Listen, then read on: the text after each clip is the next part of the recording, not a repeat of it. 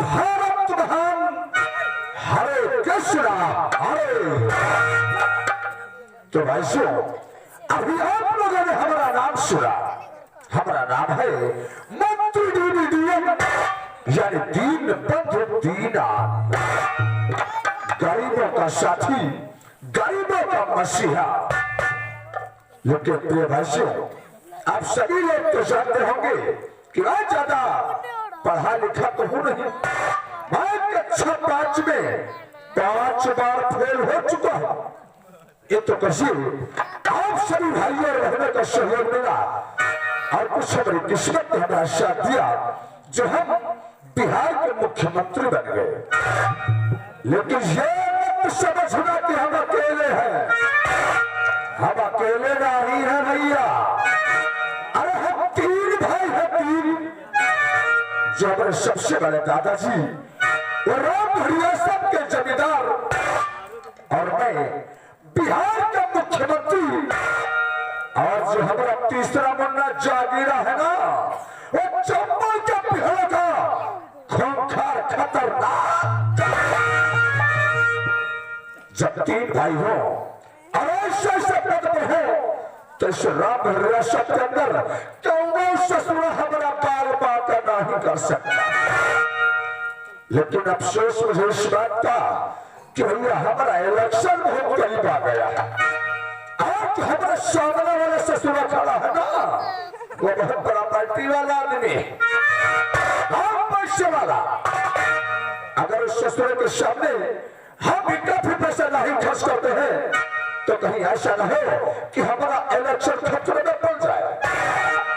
लेकिन ना भैया ना, हम ऐसा तो नहीं होने देंगे, क्योंकि हमेशा मेरा एक ही सपना रहा है। ये जो राम रियासत की जमींदारी है, ये हमारे दादाजी के नाम, और जो बिहार की मुख्यमंत्री वाली कुर्सी है ना, ये सदैव हमारे नाम रहे। लेकिन प्रिय भाइयों, आप तो जानते हैं कि अगर इलेक्शन लड़ना है तो पास में रकम होना चाहिए, रकम। और इस समय हमारे पास भैया पैसों का बड़ा भाव है। इसलिए हम सोचते हैं हमारे दादाजी के पास बहुत बड़ा खजाना है, क्यों न चले हम अपने दादाजी के पास और उस पैसों की मदद ले, और वही पैसा ला करके हम इलेक्शन में लगा दें, ताकि अपना इलेक्शन हम बड़ी आसानी से जीत सके। तो भाइयों, अब हम यहाँ से सीधे प्रस्थान करेंगे राम रियासत, अपने सबसे बड़े दादाजी के पास। भारत महान, हरे कृष्णा हरे।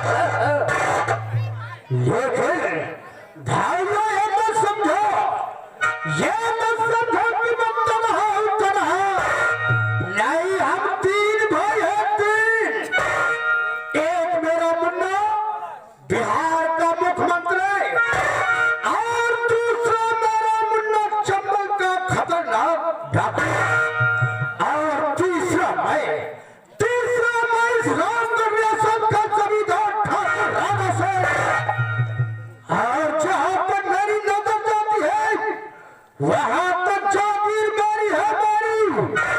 अरे जो हम लोगों से टकराएगा और चूर चूर हो जाएगा। ठीक है, आज हमें मूल्य की याद आती है।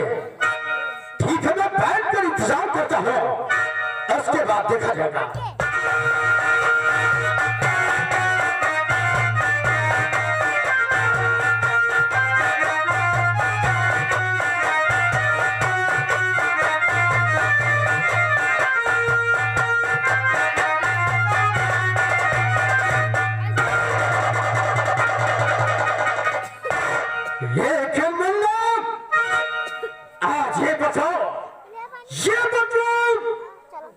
जब तुम बिहार से आते थे तो खुश नजर आते थे, लेकिन आज क्या कारण है? दादाजी, इस वक्त आपका भाई बहुत मुसीबत का मारा हुआ और बहुत गम का सताया हुआ है। क्या बहुत मुसीबत के मारे हो और बहुत गम के सताए हो? किस मुसीबत के मारे हो और किस गम के सताए हो? क्या बताइए? आपको मालूम है कि हमारा इलेक्शन बहुत करीब आ गया है। आज हमारे सामने वाला ससुरा खड़ा है ना, वो बहुत बड़ा पार्टी वाला नहीं, बहुत पैसे वाला। अगर उस ससुरे के सामने हम भी काफी पैसा नहीं खर्च करते हैं तो कहीं ऐसा ना हो कि ससुर हमारा इलेक्शन खतरे में पड़ जाए। लेकिन मुन्ना, ये बतलाओ कितनी बड़ी प्रॉपर्टी वाला आदमी है और तुम्हें कितने रुपए चाहिए? इस वक्त तो मुझे कम से कम 50 लाख रुपया चाहिए। मुन्ना 50 लाख? अरे मुन्ना, 50 लाख रुपए तुम मांग रहे हो, लेकिन ये बताओ हम तुमको 50 लाख रुपया दे दूंगा तो बोलो मेरा खजाना खाली हो जाएगा?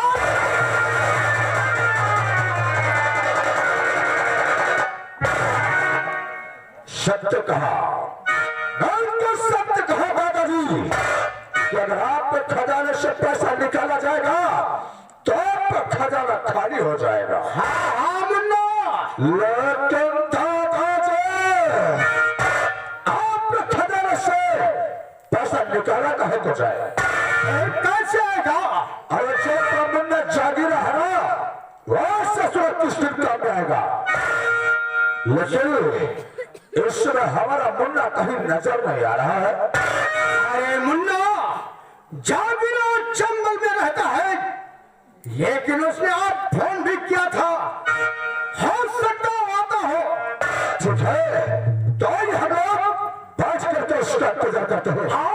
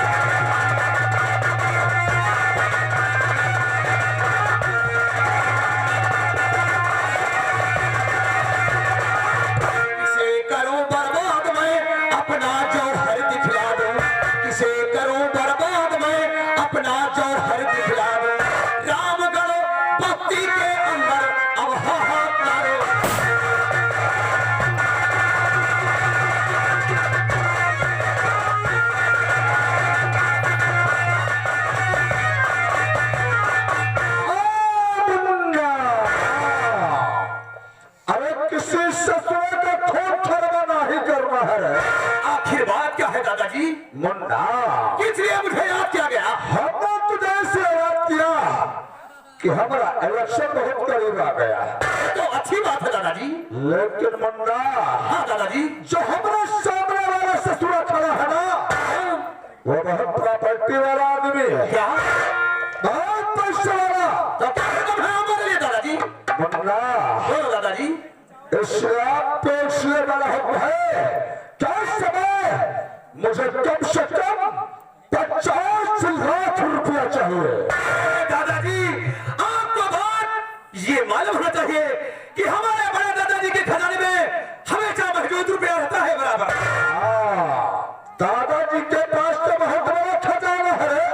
हाँ दादाजी, लेकिन दादाजी का एक छोटा सा कहना है कि अगर खजाने से पैसे निकाला जाएगा तो ससुर खजाना खाली हो जाएगा। ये तो बात सच है दादाजी, ये तो बात सच है। अगर उस खजाने से इतना रुपया निकाला जाएगा वो तो खजाना सारा खाली हो सकता है दादाजी। हाँ दादाजी, तो क्या तू चाहता है कि तेरा भाई इलेक्शन हार जाए? ऐसी तो कोई बात नहीं है।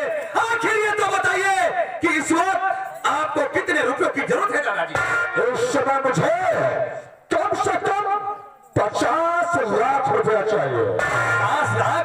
हाँ दादाजी कहते हैं इस वक्त आपको 50 लाख रुपयों की जरूरत है तो आपसे जागीरा भाई ये वादा करता है हम कल सुबह तक कम से कम 60 लाख रुपया लाकर आपके पास हाजिर करेंगे दादाजी।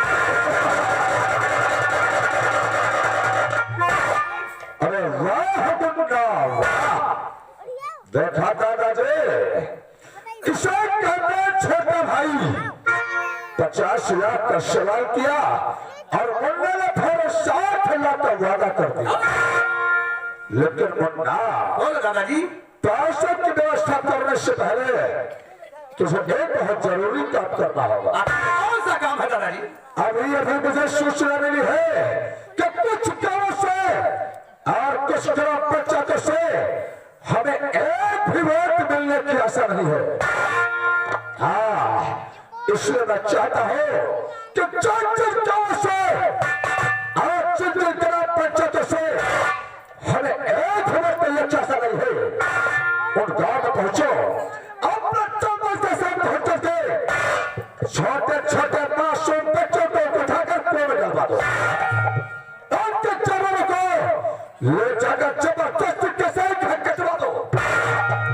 अपने गांव की तबाही मचा दो, सबको आतंक भरा दो कि वहां के जनता ससुर त्राह त्राह करने लगे।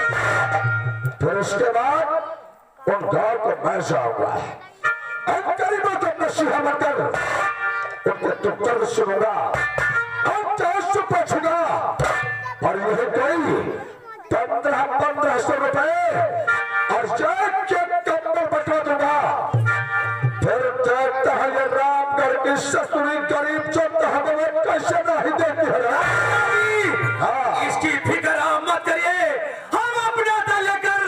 हम अपना दल लेकर इसी रामगढ़ रियासत के अंदर ऐसा कोहराम मचा देंगे कि इस रामगढ़ की सारी जनता सिर्फ आपका ही गुण गाएगी दादाजी। होना चाहिए मुन्ना, यही होना चाहिए। लेकिन दादाजी हम वहां जाने से पहले आप लोगों का आशीर्वाद चाहते थे।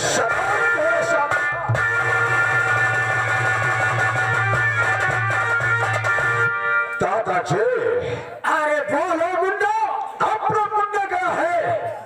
पैसों की व्यवस्था करने के लिए, हाँ, और साथ साथ हमारा वोट पक्का करने के लिए। अरे क्या नहीं मुन्ना, जब के काम करके वापस आता है और चलते हैं वही बगलवा पर बैठ कर इसका इंतजार करते हैं।